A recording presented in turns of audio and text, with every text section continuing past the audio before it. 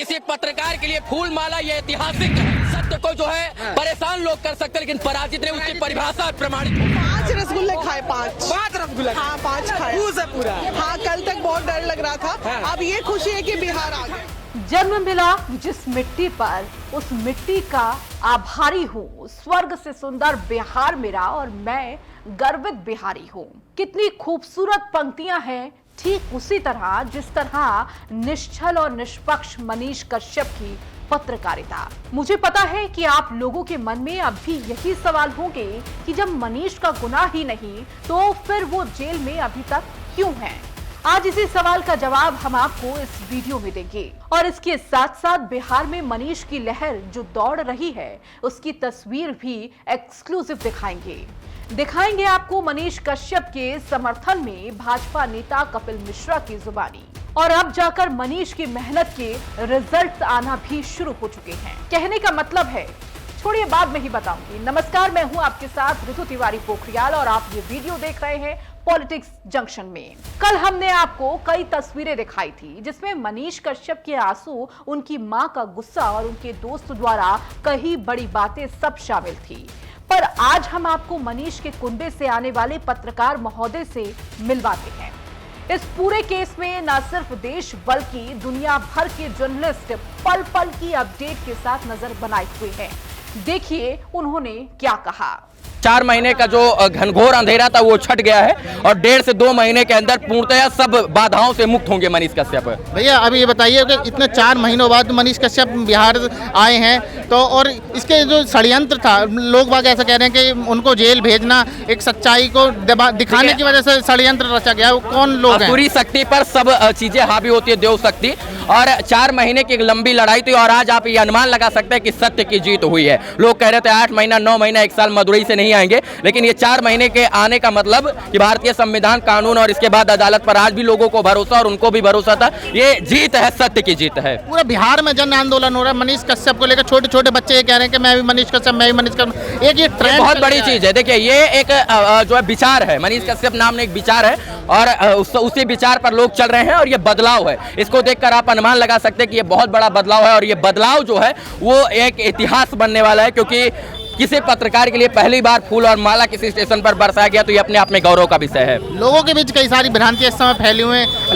लोग आज भी बिहार में 2 दड़ों में बटे हुए हैं। लोग ये कहते हैं कि क्या मनीष कश्यप ने गलत किया, आधे लोग कहते हैं मनीष कश्यप ने सही किया। लेकिन आप मुझे ये बताइए, क्या आप यहाँ पे उसके समर्थन में खड़े हैं? सच्चाई मुझे बताइए कि कौन है वो लोग जो। देखिए ये सबको पता है कौन गलत है और कौन सही है, किसी को बताने की जरूरत नहीं। आप पत्रकार, हम भी पत्रकार, तो सबको पता है और सबको पता है कि कौन गलत है और कौन सही है। तो इसमें किसी को बताने की जरूरत नहीं है। अदालत के ऊपर भरोसा रखिए, सब कुछ जो है समझ हो जाएगा, सामने आ जाएगा। भाई कहते हैं ना, कभी कभी खून के रिश्तों से ज्यादा कोई इंसान दिल के रिश्ते कमाता है, वरना किसी के आने या जाने से क्या फर्क पड़ता है। पर मनीष के दिल खोल कर रिश्ते कमाए हैं, जिसका जीता जागता उदाहरण है ये भगवाधारी समर्थक, जिन्होंने मनीष के लिए बिहार से तमिलनाडु और तमिलनाडु से दिल्ली तक का सफर किया और उनके लिए हरदम खड़े रहे।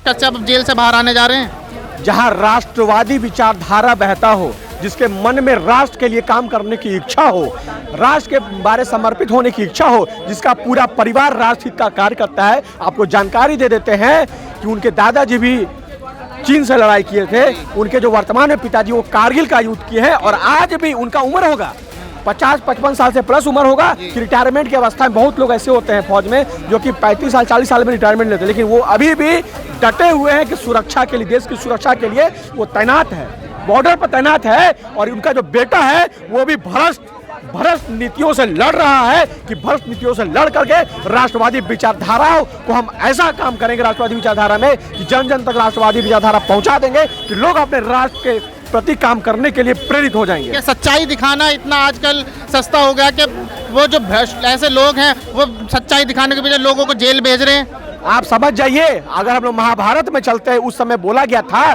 पांडवों को हम सुई की नोक पर भूमि नहीं देंगे, लेकिन जब समय आया तो उस नोक पर भूमि का जवाब उसको दिया गया अब समय का इंतजार कर रहे हैं। बिहार वासी ने, पूरे देशवासी ये मन बना लिए है, ये जो सर्वोच्च कुर्सी बिहार की है, मुख्यमंत्री की कुर्सी है, मनीष कश्यप जो गरीब का बेटा है, जो ग्राउंड लेवल पे काम करता है, आज उसका 2 कमरे का रूम है, उसको वहां से उठाना है और उसको सही जगह बैठाना है, मतलब मुख्यमंत्री की कुर्सी पर बिठा देना है। बिहार समर्थक लगातार ये बात करें कि मनीष कश्यप को हम मुख्यमंत्री बनाएंगे और देश के सर्वोच्च और राज्य के सर्वोच्च स्थान पर बैठाएंगे। क्या मुमकिन मानते हैं कि कब तक ये बात मुमकिन है, ये बात मुमकिन है। मनीष कश्यप ही एक नाम है जो कि अब मुख्यमंत्री के लिए नॉमिनेट होने वाला है।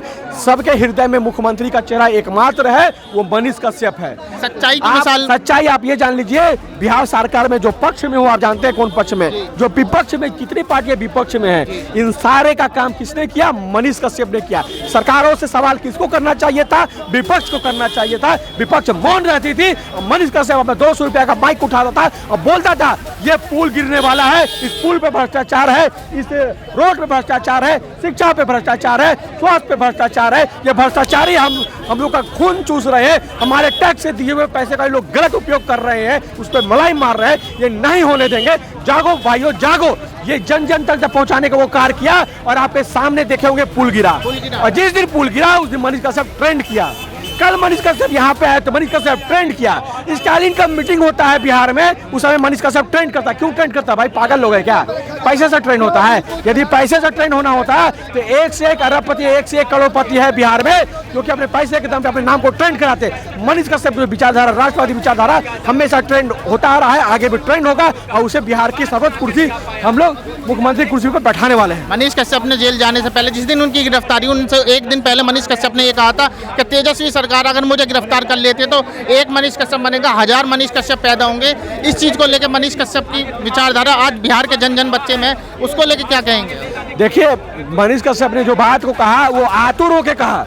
वो देखा क्या स्थिति थी, वो देखा इतना भ्रष्टाचार चरम पर है, इतना भ्रष्टाचार चरम पर है। अरे मनीष कश्यप जब जेल में चल गया ना, जब ये कह के गया कि 180 दिन तुम्हारी सरकार को गिरा देंगे, उसके बाद जब वो बाहर जेल में रहता है ना और पुल गिर जाता है। सोचिए, जब पुल गिर जाता है, उस पुल गिरने के 2 दिन के बाद जो तेज प्रताप यादव जी हैं, बड़का को होर्डिंग लगाते हैं और लिखते हैं कि हमने 1 लाख फॉलोवर को कंप्लीट किया। ये क्या बचपना है जी? आपके बिहार वासी रो रहे हैं, आपका पुल गिर गया, हजारों करोड़ की संपत्ति गिर गई, वो हमारे टैक्स से दिए हुए पैसों से गिर गया। तेज प्रताप यादव का पर्सनल प्रॉपर्टी नहीं था। ये बिहार वासियों को समझाने के लिए मनीष कश्यप ने कहा, बतलाइए, ये लोग नहीं समझते हैं, रास्ते में फूंक देते हैं, रास्ते में कूड़ा फेंक देते हैं, सोचते हैं रास्ता ना फेंको, घर में कूड़ा फेंकेगा कोई? क्या नहीं फेंकेगा, क्योंकि घर उसका अपना संपत्ति होता है। उसी प्रकार सरकार की जितनी संपत्ति वो आपकी संपत्ति है, आपके टैक्स से दिए हुए पैसे से पुल पुलिया का निर्माण होता है, इंफ्रास्ट्रक्चर बनता है, अस्पताल बनता है, स्कूलें बनती है, कॉलेजें बनती है। शिक्षा आपका अधिकार है। यदि मास्टर आपको नहीं पढ़ाता है तो आप जहाँ वहीं से अपनी आवाज उठाइए, बोलिए कि हम सरकारी स्कूल में पढ़ते हैं, हमको नहीं पढ़ाया जाता है, आपका इलाज नहीं होता है, बोलिए मेरा इलाज नहीं होता है। यही तो मनीष कश्यप सिखाता था, यही सिखाता था मनीष कश्यप। मैं ये देख पा रहा हूँ भाई कि अब सिर्फ एक बिहार ही नहीं, उत्तर प्रदेश से लेके गुजरात तक और कश्मीर से लेके तमिलनाडु तक, हर देश के पूरे राज्यों में जितने भी राज्य हैं, हर राज्य से मनीष कश्यप के समर्थन में इस समय आवाज़ें उठ रही हैं। और लगातार जो बिहार है और यहाँ की तमाम जो उसके विरोधी लोग हैं, सरकारें हैं, उसको दबाने की कोशिश कर रही हैं। ये सच्चाई को कब तक दबाया जाएगा? सच्चाई को तब तक दबाया जाएगा जब आप दुम दबा के अपने घर में बैठे रहोगे, चूड़ियां पहन के अपने घर में बैठे रहोगे। जब तुम अपने हक की लड़ाई लड़ना खुद नहीं सीखोगे, तुम्हें बार बार दबाया जाएगा। मनीष कश्यप ने अपने हक की लड़ाई लड़ी, उसको दबाया गया। लेकिन आप देख लीजिए, जन समर्थन 15 से 20 हजार लोग बेतिया कोर्ट को घेरे हुए थे। अगर एक चांस मिलता ना, उठा के उनको ले जाते, लेकिन मर्यादा बनाए हुए थे। मनीष कश्यप की मां आकर के बाहर गुहार लगाई, आप लोग शांति रखिए, न्यायालय पे विश्वास रखिए, हमारा बेटा फिर से आप लोग की मदद करने के लिए आएगा। इसलिए जागो, उठो और अपने हक के लिए लड़ो और शिक्षित बनो। ये बात बिल्कुल सच है। जो भी शिक्षित होगा, शिक्षा है वो शेरनी का दूध है कहा जाता है, जो पिएगा वो दहाड़ेगा। मनीष कश्यप ने वो दूध पिया है, इसलिए आज वो दहाड़ रहा है। तुम भी दहाड़ो, तुम भी मनीष कश्यप बनो। जब पत्रकारिता का सफर त्रिपुरारी कुमार तिवारी यानी मनीष कश्यप ने शुरू किया था, तब वो इकलौते ऐसे थे जो सरकार दुराचार, भ्रष्टाचार पर अपने विचारों का प्रहार करते थे। पर आज वक्त के साथ साथ उनकी और राज्य की आवाज कई लोग बन चुके हैं। मनीष कश्यप का सपोर्ट इसलिए कर रहे हैं कि वही व्यक्ति है जिसने ये बताया कि नाले में सड़क होनी चाहिए, सड़क में नाला होना चाहिए। उसने ये बताया कि ये पुल जो है ये कभी भी गिर सकता है, और इतिहास के पन्नों में चेक कर लो, आज से ठीक 2 साल पहले जिस पुल को गिरने के लिए उन्होंने कहा था, जो निर्माणाधीन था, आज वो पुल गिर गया। वो व्यक्ति ऐसा है कि पत्रकार होने के साथ साथ वो अपने कमाई में से लोगों को हेल्प देता है, रिक्शे वालों को मोबाइल देता है, जरूरतमंद माताओं को, बहनों को पैसा देता है, मदद देता है वो। और मैं बिहार सरकार को अब भी कहता हूँ कि वहाँ पर जो ये जो मतलब एक षड्यंत्र के दायरे में उनको फंसाकर उनके ऊपर फर्जी मुकदमे कर जो उनको फंसाया जा रहा है और फंसा चुके हैं, अगर इस तरीके से मनीष कश्यप जैसे सच्चे लोगों को फंसाओगे तो वो दिन दूर नहीं है कि ना घर के रहोगे ना घाट के रहोगे। ना वो किसी से डरा था और ना वो किसी से डरेगा। पहले तो लोग उनके साथ कम थे, मगर जब से उनके साथ ऐसा हादसा हुआ है तो बिहार का नहीं, पूरे भारत का नहीं, पूरे वर्ल्ड के जितने भी बिहारी एसोसिएशन के लोग हैं, बिहार के लोग हैं, एक एक बंदा अब उनको सपोर्ट कर रहा है। तो मैं सरकार से मतलब रिक्वेस्ट करता हूँ, नरेंद्र मोदी जी से, अमित शाह जी से और बिहार के प्रशासन से, जो देशभक्ति वाला काम करें, निष्पक्ष जांच करें, कि उनकी जांच करी जाए। अगर उनसे कुछ छोटी मोटी गलती हुई है तो उनको क्षमा कर दी जाए। वास्तव में मनीष का वापस आना ना बहुत सारे लोगों को ही दिख रहा है। मनीष के साथ जो लोग ये सोच रहे थे कि मनीष को तमिलनाडु भेजने के बाद तो वो बिल्कुल हाशिए पे चले जाएंगे, लोग उनको भुला देंगे जैसे आमतौर पे लोग भुला देते हैं, लेकिन मनीष के साथ ये रहा है कि वो जमीन पे रहा है और मुझे लगता है वो कहीं ना कहीं लोगों के दिलों से जुड़ा हुआ है। 2000 में मनीष ने जब चुनाव लड़ा था, अच्छे वोट मिले थे, लेकिन उस समय जब 2000 में वो चुनाव लड़ रहे थे अभी तो उस समय मनीष सिर्फ बेतिया के एक नेता के तौर पे अपना स्थान बनाना चाहते थे, लेकिन आज वो पूरे बिहार वालों के दिल में बस गए हैं। ये बहुत ही कमाल था। जब वो बेतिया के जेल में कोर्ट में उनकी पेशी हो रही थी, हजारों की संख्या में लोग वहां पहुंच गए। और सबसे बड़ी बात है कि मनीष के पास कोई संगठन नहीं है, वो किसी राजनीतिक दल का नेता नहीं है। जब वो चुनाव लड़ा था तब भी वो निर्दलीय ही लड़ा था। तो मैसेज तो जा रहा है बहुत दूर तक, इसीलिए उनको अगर ये राहत मिली है तो कहीं ना कहीं आप समझिए कि पटना में ये खबर पहुंच चुकी है कि मनीष को जितने दिनों तक अंदर रखेंगे ये मामला उतना बड़ा होता जाएगा, उतना खतरा होता बढ़ता जाएगा। और मनीष ने जेल जाने से पहले जो कहा था, ये भी डर है कि वो उसको सच न साबित कर दे। तो पटना में इसको लेके थोड़ी सरगर्मी बढ़ी हुई है इस वक्त, और अब तो मनीष को भी पटना में ही रहना है, बेऊर में। एक कहावत तो आपने सबने कभी ना कभी सुनी ही होगी कि अगर जिंदा हो तो जिंदा रहने का प्रमाण दो, वरना मैंने मुर्दों को अक्सर मौन देखा है। अब ना सिर्फ वो लोग जो पहले दिन से मनीष के साथ थे, बल्कि वो लोग भी अब साथ हैं जो उनके कॉम्पिटिटर माने जाते थे। चलिए अब आपको बिहार के लाल के बाकी बचे दीवानों से भी मिलवाते हैं। और किसी पत्रकार के लिए फूल माला ये ऐतिहासिक है। सत्य को जो है परेशान लोग कर सकते, लेकिन पराजित ने उसकी परिभाषा प्रमाणित हो गई। जिंदाबाद बिहार आ गया, बिहार जिंदाबाद। 5 रसगुल्ले खाए, 5 रसगुल्ले, हाँ 5 खाए पूरा। हाँ, कल तक बहुत डर लग रहा था, अब ये खुशी है कि बिहार आ गया। गलती से तेजस्वी जी ने इसको क्रांतिकारी बना दिया। से बेटा का मिलन हुआ ना, जीत तो उसी समय हो गई थी। लगा कि हमारे राम अयोध्या आए हैं और अपनी माँ से मिले। सर्वोच्च कुर्सी है जिसको मुख्यमंत्री का कुर्सी बोलते हैं, उस पर अपने भाई को बैठाने मनीष भैया हमने पगला गुला है। देवर जेल सीनियर के साथ जाऊंगी और राखी बांध के आऊंगी। राखी बांधने आप जेल में जाएंगे।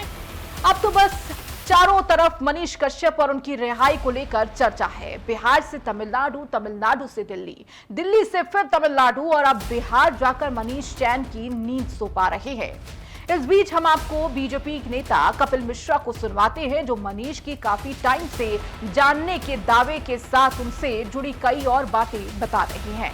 मैं उनके साथ काफ़ी दिन बिताए हैं, समय बिताए हैं, सड़कों पे उनके साथ घुमा हूँ, मैं उनकी व्यक्तिगत पहचान को भी देखा है। और मैं ये कह सकता हूँ कि आप मनीष की आवाज़ को बंद नहीं कर पाओगे। अगर आपको लगता है कि आपकी जेल की सीख से मनीष की आवाज़ को चुप करा सकती है तो ये आपकी गलतफहमी है। वो लड़का बाहर भी आएगा और दोबारा पूरी ऊर्जा के साथ सवाल उठाएगा। मनीष की गलती क्या है, कसूर क्या है मनीष का? और आपने उसके ऊपर NSA लगा दिया, आपने उसको तमिलनाडु की जेल में डाल दिया, वहाँ भी आइसोलेशन में रख दिया जैसे कोई बड़े बड़े आतंकवादियों को रखा जाता है। तो कसूर क्या है कि सरकार से सवाल पूछना कसूर हो गया? इसमें तमिलनाडु की सरकार की तो खाली इतनी भूमिका है कि वो वही कर रहे हैं जो उनके बिहार में बैठे हुए दोस्त बोल रहे हैं। असली तो ये बिहार की सरकार वो उनके पेट में दर्द है। उनके हर क्रांतिकारी की परीक्षा होती है, हर योद्धा की परीक्षा होती है, वो मनीष की परीक्षा है और मनीष इस परीक्षा से सोने से तप के बाहर निकलेगा, मेरे को पूरी उम्मीद है। अब देखिए सारी बातें एक तरफ और कानूनी दांव पेच एक तरफ। बिना टाइम गवाए हम आपको सीधे मनीष का बिहार में केस लड़ रहे एडवोकेट शिवनंदन भारती से मिलवाते हैं। देखिए उन्होंने मनीष की कानूनी लड़ाई को लेकर क्या खुलासे किए हैं। तमिलनाडु नहीं जाए, और वो स्वाभाविक सी चीज़ है कि तमिलनाडु में देखिए यहाँ का उत्तर भारत और दक्षिण भारत का जो कल्चर होता है वो बिल्कुल टोटली डिफरेंट है। वहाँ के रहन सहन, खान पान, हर चीज़ की जो व्यवस्थाएं हैं वो बिल्कुल अलग है। यहाँ के लोगों को लिट्टी चोखा पसंद है, वहाँ का प्रिय भोजन इडली डोसा है, तो एक दिन खाने में तो अच्छा लगेगा। यहाँ के लोगों को सरसों तेल में खाना पसंद है, वहाँ नारियल तेल में ही खाना मिलेगा। क्योंकि वह तो ऐसे परिस्थिति में उनके लिए वहाँ काला पानी की सज़ा जैसे उनको महसूस हो रही थी। तो उसी बिंदु पर माननीय न्यायालय के समक्ष ये बातें रखी गई कि वहाँ पर जो मामले 6 मुकदमे दर्ज किए गए थे तमिलनाडु सरकार के द्वारा, उसमें सभी में उनको बेल मिल गया और डिफ़ॉल्ट बेल मिला। डिफ़ॉल्ट बेल का मतलब बहुत ही गंभीर बात है। इसका मतलब ये है कि कोई भी चार्जशीट किसी भी केस में सबूत नहीं जमा किया गया, माने सत्य करते हुए, तो 60 दिन में नहीं मिलता है तो समझिए कि उस पर जज साहब जो है सो डिफ़ॉल्ट बेल सभी को मिल गया। कहीं ना कहीं मनीष कश्यप के लिए एक बड़ी जीत है कि वहाँ डिफ़ॉल्ट बेल मिला है 6 केस में। एक केस में मिलता है तो बड़ी बात होती है। यहाँ तो 6 केस में सफलता, जैसे 6 बॉल पे 6 छक्का मारने वाली बात होती है, तो 6 केस में यदि डिफ़ॉल्ट बेल मिलता है। सबूत नहीं जुटा पाया 90 दिनों के अंदर, इसीलिए डिफ़ॉल्ट बेल मिल गया। देखिए ये आपको मैं टेक्निकली बताता हूँ। दरअसल डिफ़ॉल्ट बेल का मतलब जब कभी किसी व्यक्ति पर मुकदमा होता है तो मुकदमा में यदि कोई व्यक्ति जेल के अंदर है तो जेल में जैसे ही कस्टडी में होता है तो 60 दिन के अंदर में उनको तमाम सबूतों के आधार पर एक निष्कर्ष पर पहुंचते हैं कि इनके विरुद्ध ये साक्ष्य मिले, इससे ये प्रतीत होता है कि इनका इसमें इन्वॉल्वमेंट और इनके विरुद्ध मामला सत्य प्रतीत होता है, या लिख दिया कि असत्य प्रतीत होता है। 2 ही चीज़ हो सकता है। तो यदि वो चार्जशीट यदि फाइनल रिपोर्ट नहीं जमा करते हैं, इसका मतलब आप अनुसंधान में सही से आपको सबूत नहीं मिल पा रहा है। तो 60 दिन हो गया और मान लीजिए 3 साल तक आप चार्जशीट जमा नहीं कीजिए और बाद में पता चला कि आप लिख के दे रहे हैं कि निर्दोष है, तो उसके जीवन का वो क्या 3 साल जो जेल में बिताया वो तो वापस आएगा नहीं। इसीलिए माननीय न्यायालय ने कहा है कि जब कभी भी किसी माने न्यायालय में भी और CRPC में भी प्रोविज़न है कि ऐसे अपराध जिसमें 7 वर्ष से नीचे के सज़ा का प्रावधान हो उसमें 60 दिन में चार्जशीट उसको देना है, और जिसमें इससे अधिक हो उसमें 90 दिन का, यदि मर्डर केस में भी 90 दिन में उनको दे देना है। मतलब तमिलनाडु में मनीष कश्यप ने 6 बॉल पे 6 छक्के मार लिए हैं, इसलिए कि वो वहाँ पर सभी के सभी केस में डिफ़ॉल्ट बेल मिल गया है, तो वही चीज़ उनको बताया गया। अच्छा लगता है ना जब उम्मीद पर इंसान को जीत हासिल होती है, और देर से ही सही पर जीत सच की होती है, तो खुद ब खुद भरोसा मजबूत होने लगता है कि चलो बुरा वक्त चलने वाला है और अच्छा वक्त दरवाजे पर दस्तक दे रहा है। उम्मीद है कि आपको हमारा ये वीडियो पसंद आया होगा। इसे लाइक करें और अपना प्यार देना ना भूलें। हम फिर हाजिर होंगे नए दिन नई अपडेट्स के साथ। नमस्कार।